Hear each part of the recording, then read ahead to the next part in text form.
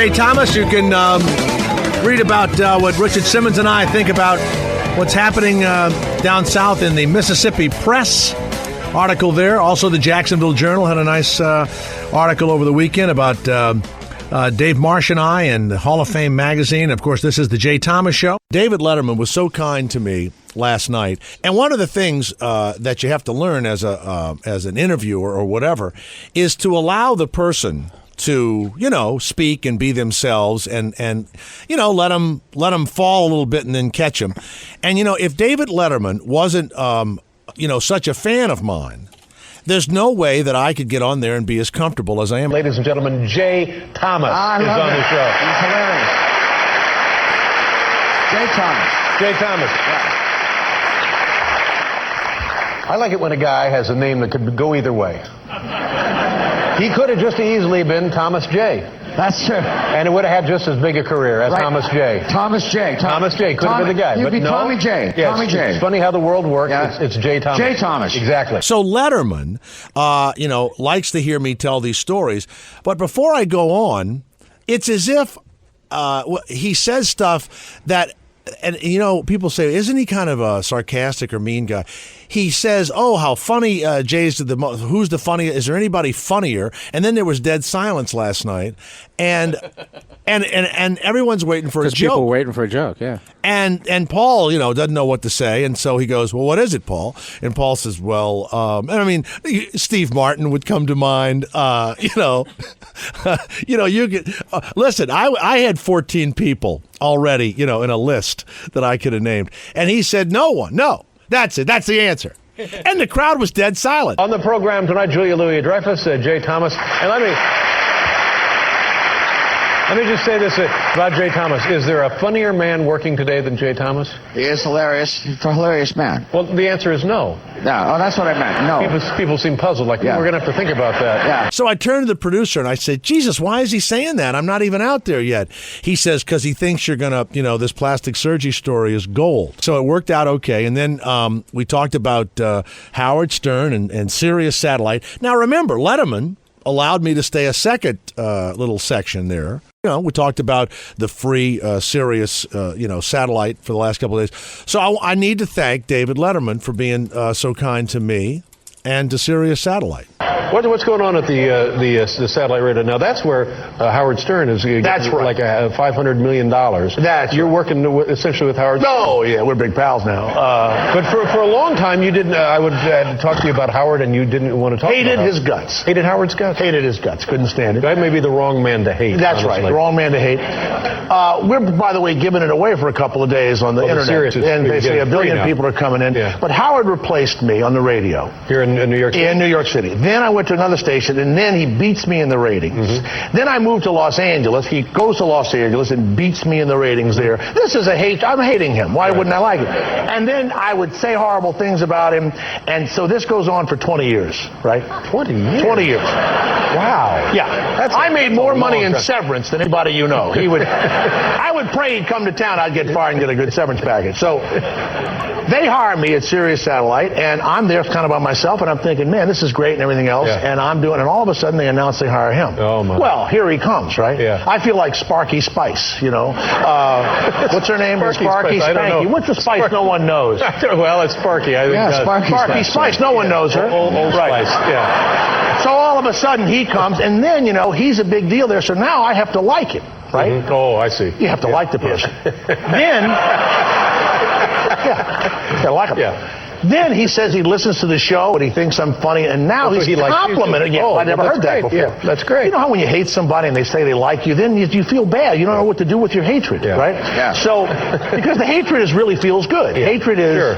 You feel good hating people, energy, right? Yeah. So I really embrace him because the Sirius is doing fantastic. But every now and again, as I have to think of a hatred thing. I have to bring it back. Uh-huh. Last night, before I fell asleep, I figured his whole salary out. he makes in 3 days what I make in a year. Wow. And I went, I hate him, and I fell right to sleep. Right to sleep. Jay Thomas is working at Sirius. He's been working here for way longer than us. Longer than us, yeah.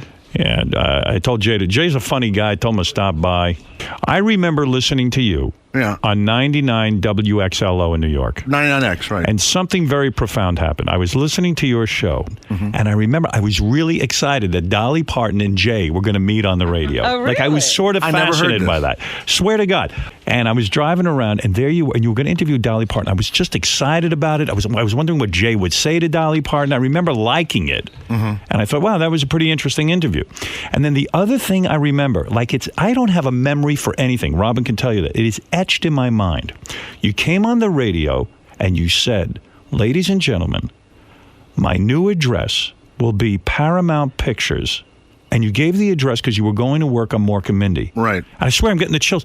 I was so blown out that a radio guy was leaving radio that I used to listen to and had a job on Mork and Mindy, which was like the biggest television show with Robin Williams. Yeah. And I remember you reading the address and I went, man, this guy's going to hit the big time. He's going to be, when did you see a radio guy going on Mork and Mindy?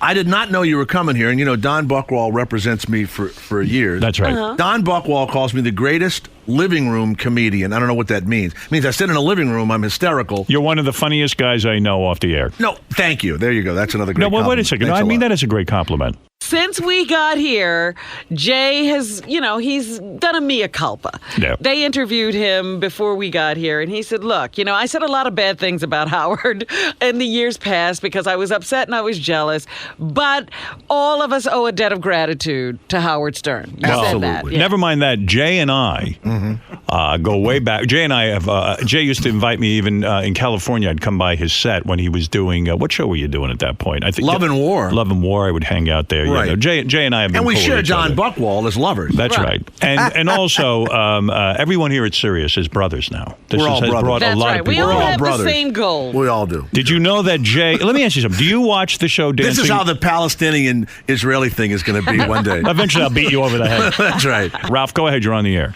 Hey, I got to say, first of all, Jay I think is the best guest you've had on so far since you've been at Sirius. Jay is a great What a performer. compliment. Jay, and by the way, we've only had 2 guests.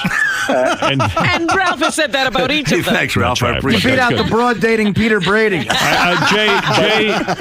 I am telling you, it's not that it's a diss.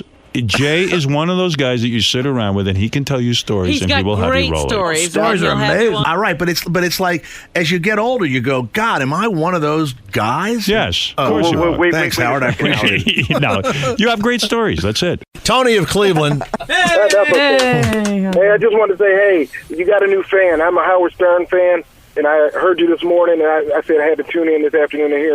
Tony, I'm glad you're listening to us. Thank you very much. You got a fan, man. Aren't you nice? Senator John McCain, when you hear about what happened to Abu Ghraib and what's going on in Guantanamo, do you ever have any sympathy for the prisoners that we're holding? I do, in the respect that if they're innocent, they obviously should be subject to a tribunal of some kind, not a jury trial, but a tribunal, and their cases decided whether they should be released or sentenced to prison for the rest of their lives. We as Americans don't torture people, and if we do, then what separates us from the enemy that we're trying to defeat? And by the way, torture does not work either. It's just Well, I have to tell I've never been to war, but if somebody tortured me, this is terrible to say, I'm a big chicken. I would talk immediately, tell them anything they wanted to hear. Well, I think you're right, and you're not chicken, Jay. I mean, if they inflict enough physical pain, and that person will tell you after a period of time whatever they think you want to know to make the pain stop. That's just a reality. I'll tell you now, I'm a registered Democrat, but I admire you very much, and it'll be a difficult choice if you do get the nomination, I will tell you now. I saw that Rumsfeld was in Vietnam the other day, shaking hands and working to trade with. I mean, I look at that and I think, do we just wait 20 or 30 years and maybe everything will... I say Coca-Cola, CDs, and blue jeans could win a war, Senator, but... if you go to Saigon, my friend, you would certainly think so. It's interesting because even though they fought a bitter war with us, they view us as an honorable enemy, which they do not, the French and the Russians. And Americans are extremely popular there, which shows, Jay, maybe you and I have lived too long, my friend. Oh, thanks a lot. I feel great now. Senator McCain, thank you very much.